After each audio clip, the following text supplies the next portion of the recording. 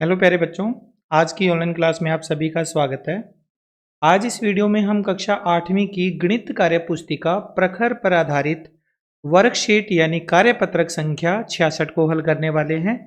इससे पहले के कार्यपत्रक हमने सारे सोल्व कर लिए हैं और आकलन भी देख लिए हैं। तो आप किसी भी कार्यपत्रक या आकलन से संबंधित सोल्यूशन देखना चाहते हैं तो इस वीडियो के डिस्क्रिप्शन में आपको सारे लिंक मिल जाएंगे।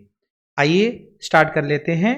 कार्यपत्रक 66 जिसका कठिनाई स्तर है मध्यम, दक्षता है चतुर्भुजों की समझ विकसित कर पाना।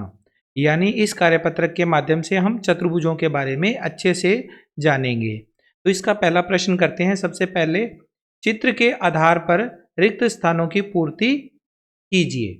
चित्र को देखते हुए हमने यहाँ पर कुछ रिक्त स्थान हैं उनको कंप्लीट करना है, उनमें फिलअप करना है। तो इसका पहला प्रश्न करते हैं अपने सॉल्व। इसका पहले का पहला प्रश्न है, चित्र में डैश भुजाएं एवं डैश शीर्ष है। इस आकृति में आप देखो कितनी भुजाएं हैं, 4 भुजा वाली एक आकृति है तो 4 तो इसमें भुजाएं हैं। यहाँ लिख दो 4 भुजाएं हैं और शीर्षों की संख्या भी 4 होगी। ये ए बी सी डी 4 इसके शीर्ष हैं। 4 भुजाएं हैं और 4 शीर्ष हैं।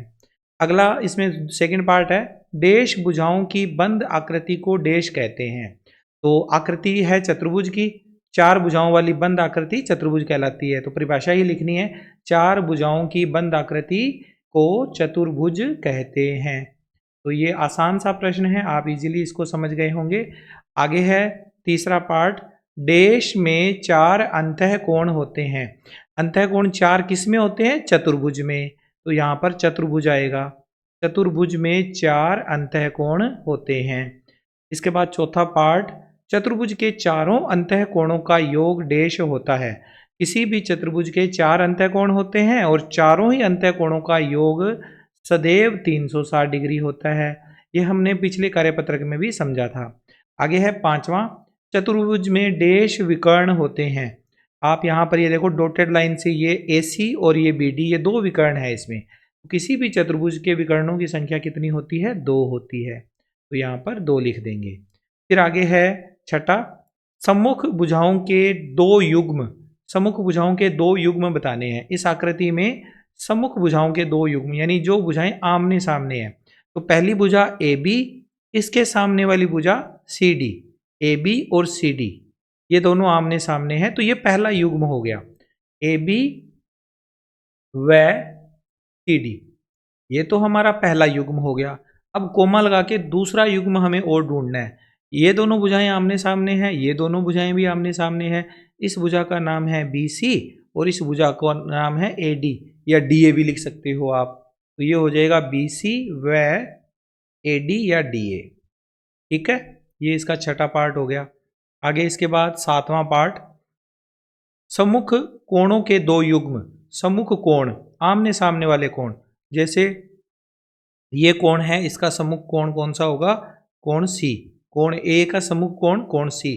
तो यहाँ लिखेंगे कोण A व कोण C। ये पहला युग्म हो गया। फिर इसके बाद दूसरा युग्म, कोण B का सम्मुख कोण कौन सा होगा? कोण D। तो यहाँ लिख दो कोण B व कोण D। B और D आपस में सम्मुख कोण हो गए। फिर अगला प्रश्न है इसमें आठवां, आसन भुजाओं के 2 युग्म। आसन भुजाएं बतानी है। तो आसन भुजाएं कौन सी होती है? ध्यान से समझना। आसन भुजाएं वो 2 भुजाएं जो एक ही बिंदु से निकलती है, या ऐसी भुजाएं जिनका एक बिंदु उभयनिष्ठ हो। जैसे ये A बिंदु है, यहाँ पर अगर हम बात करें तो 2 भुजाएं यहाँ से गुजर रही है, एक ये B की तरफ AB भुजा और एक भुजा AD। तो AB और AD दोनों आपस में क्या है? आसन भुजाएं हैं। तो आसन भुजाओं का पहला युग्म बिंदु A से आप निकालोगे। बिंदु A से निकलने वाली 2 आसन भुजाएं AB व AD, 2 तो भुजाएं ये हो गई, पहला युग्म। और फिर हम बिंदु C से निकाल देते हैं। C से निकलने वाली 2 भुजाएं कौन कौन सी होगी? एक तो ये CB और दूसरा CD। तो CB और CD, CB व CD। आप इसको CB को BC भी लिख सकते हो। ठीक है। फिर है आगे 9वां पार्ट, आसन कोणों के 2 युग्म। आसन कोणों के दो युग्म बताने हैं। आसन कोण कौन से होते हैं? जैसे सम्मुख कोण तो होते हैं आमने सामने वाले, इस तरह के। आसन भुजाएं कौन सी होती है? जो एक ही बिंदु से यानी एक ही शीर्ष से निकलती है। आसन कोण कौन से होते हैं? आसन कोण होते हैं जो एक ही भुजा पर स्थित होते हैं।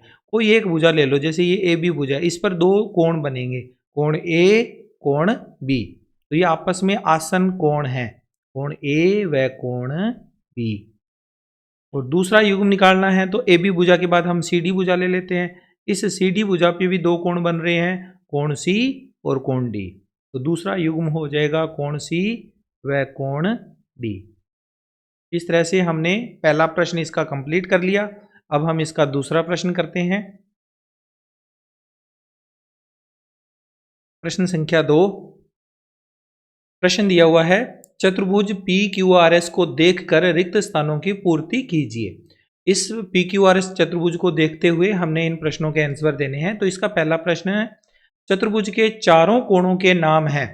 चतुर्भुज के चार कोण कौन कौन से होंगे? कोण पी, कोण क्यू, कोण आर, कोण एस, ये चार कोण बन रहे हैं। तो कोणों के नाम हो जाएंगे कोण पी, कोण क्यू, कोण आर,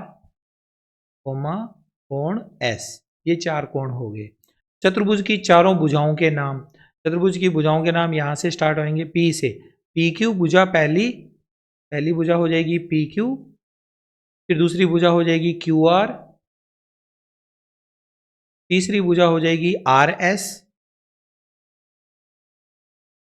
कोण लिख दिया मैंने यहां पर, कोण नहीं बनाना, भुजा बनानी है, ठीक है। भुजा हो जाएगी आर एस और अंतिम भुजा एस पी। अब जो मैंने भुजाएं यहाँ लिखी है, आप इनको ना यहाँ पर जो शीर्ष लिखे हैं आगे पीछे करके लिख सकते हैं। पी क्यू को क्यू पी भी लिख सकते हैं, क्यू आर को आर क्यू भी लिख सकते हैं, आर एस को एस आर भी लिख सकते हैं और एस पी को पी एस भी लिख सकते हैं, उससे कोई फर्क नहीं पड़ने वाला, ठीक है। अब आगे है बिंदु एन डैश भुजा पर स्थित है। बिंदु एन ये रहा, कौन सी भुजा पे है ये? आर एस या एस आर, जैसा आपको अच्छा लगे वैसा लिख दो। बिंदु एन कहाँ पर स्थित है? एस आर भुजा पे या आर एस भुजा पे, जैसा आपको शूट करे वैसे आप लिख सकते हो। एस आर लिख देते हैं, बिंदु एन एस आर भुजा पर स्थित है। फिर आगे है पी एस तथा एस आर डैश भुजाएं हैं, आसन या सम्मुख। तो ये है पी एस, ये है एस आर।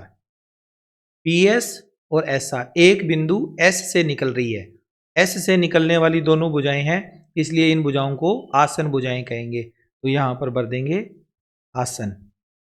दोनों भुजाएं कौन सी भुजाएं हैं? आसन भुजाएं है। इसका अगला है पांचवा, पी एस तथा क्यू आर डैश भुजाएं हैं, आसन या सम्मुख। पी एस और क्यू आर, ये वाली भुजा और ये वाली भुजा, ये दोनों आमने सामने हैं, इसलिए इन भुजाओं को सम्मुख भुजाएं कहेंगे। पी एस तथा क्यू आर कौन सी भुजाएं हैं? सम्मुख भुजाएं। पी एस व क्यू आर सम्मुख भुजाएं हैं।